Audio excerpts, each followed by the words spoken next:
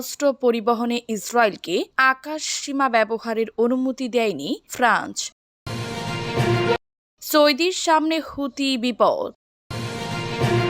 বাংলাদেশের নতুন সরকারের সঙ্গে সম্পর্ক রাখতে চায় ভারত, জানিয়েছেন পররাষ্ট্র প্রতিমন্ত্রী। বিশেষ বৈঠকের পর যে হুঁশিয়ারি দিলেন ইরানের প্রেসিডেন্ট, যুদ্ধ কেবল ইরানি শর্ত মেনে শেষ হবে বলে সাফ জানিয়ে দিয়েছেন ইরানের প্রেসিডেন্ট মাসুদ পেজিশকিয়ান। তেহরানে মন্ত্রিসভার এক বিশেষ বৈঠকের সভাপতিত্বকালে তিনি এই দৃঢ় অবস্থান ব্যক্ত করেন। খবর তাসনিম নিউজ। যুক্তরাষ্ট্র এবং ইসরায়েলের চলমান আগ্রাসনের মুখে দেশের বর্তমান পরিস্থিতি পর্যালোচনা এবং জরুরি সেবা বজায় রাখার লক্ষ্যে এই উচ্চ পর্যায়ের বৈঠকটি অনুষ্ঠিত হয়। প্রেসিডেন্ট পেজিশকিয়ান বলেন, ওয়াশিংটন এবং তেল আবিবের অন্যান্য আগ্রাসনের বিরুদ্ধে লড়াই ইরান তার নিজস্ব নীতি থেকে বিচ্যুত হবে না।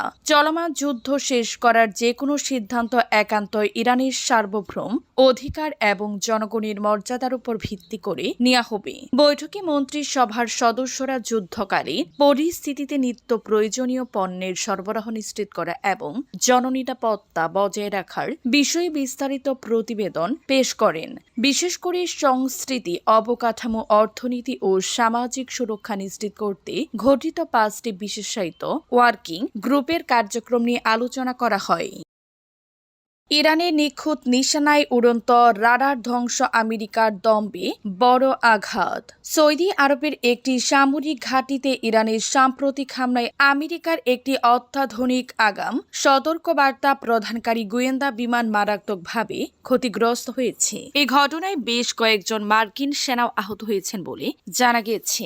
মার্কিন গণমাধ্যম এনবিসি নিউজ জানিয়েছে, গত শুক্রবার রিয়াদের প্রায় 80 মাইল দক্ষিণ পূর্বে অবস্থিত একটি স্থাপনায় এই হামলার ঘটনা ঘটে। প্রতিবেদনে বলা হয়েছে, ইরানের এই হামলায় ক্ষতিগ্রস্ত বিমানটি মূলত একটি E-3 সেন্ট্রি মডেলের বিশেষায়িত নজরদারি বিমান।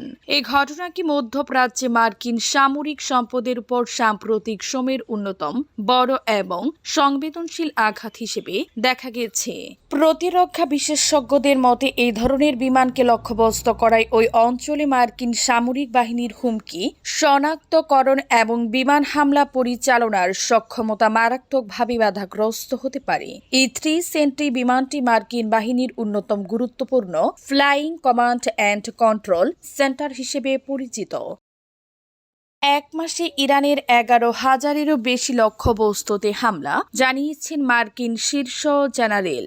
গত 30 দিনে ইরানের 11,000-এরও বেশি লক্ষ্যবস্তুতে আঘাত এনেছে মার্কিন বাহিনী। মার্কিন জয়েন্ট চিফস অফ স্টাফের চেয়ারম্যান জেনারেল ড্যান কেইন এক সংবাদ সম্মেলনে এই চাঞ্চল্যকর তথ্য নিশ্চিত করেছেন। তিনি জানান, মার্কিন নৌবাহিনী এই পর্যন্ত ইরানের 150-টিরও বেশি জাহাজ ধ্বংস করতে সক্ষম হয়েছে।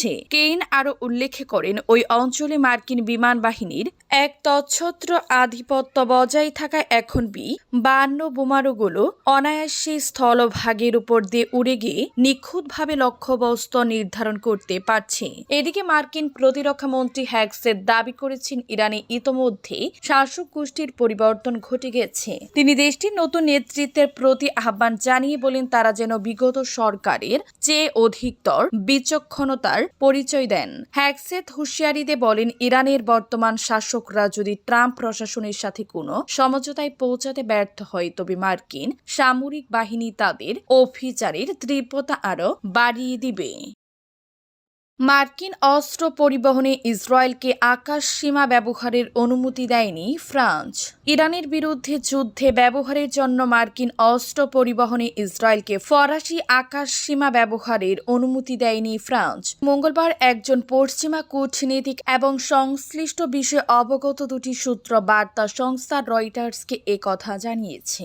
সূত্রগুলো জানিয়েছে, গত সপ্তাহে এই অস্বীকৃতি জানানোর ঘটনা ইরান সংঘাত শুরুর পর ফ্রান্সের পক্ষ পক্ষ থেকে নেওয়া এ ধরনের প্রথম পদক্ষেপ। তবে এ বিষয়ে তাৎক্ষণিক ফরাসি প্রেসিডেন্টের কার্যালয় বা পররাষ্ট্র মন্ত্রণালয়ের কোনো মন্তব্য পাওয়া যায়নি। ইতিমধ্যে ইরানের ভূখণ্ডে হামলায় নিয়োজিত যুক্তরাষ্ট্রের যুদ্ধ বিমানের জন্য নিজেদের আকাশসীমা বন্ধ করে দিয়েছে স্পেন। এর মধ্যে দিয়ে চলমান ইরান যুদ্ধে ইউরোপের দেশগুলোর মধ্যে সমালোচক হিসেবে নিজের অবস্থান আরও জোরদার করেছে স্পেনের দৈনিক পত্রিকা এল পাইস প্রথমে খবর প্রকাশ করে পরে গতকাল সোমবার দেশটির প্রতিরক্ষা মন্ত্রী মার্কারিটা ফার্নান্দেস বিষয়টি নিশ্চিত করেন। এর আগে স্পেন জানায় ইরানের বিরুদ্ধে যুদ্ধে দেশটির যৌথ সামরিক ঘাঁটি ব্যবহারের অনুমতি পাবে না ওয়াশিংটন।